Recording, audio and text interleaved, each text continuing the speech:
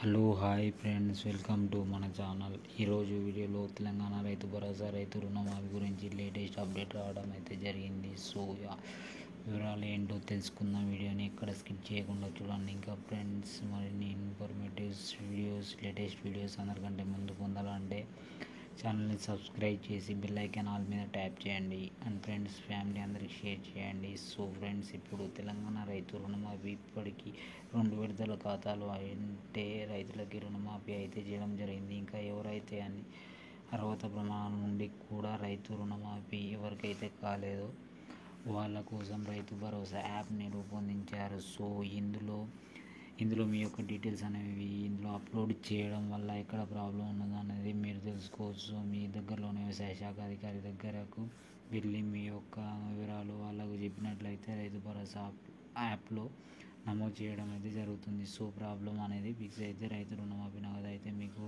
అందించడం అయితే జరుగుతుంది. ఇంకా ఫ్రెండ్స్, రైతు భరోసా రైతుత్వ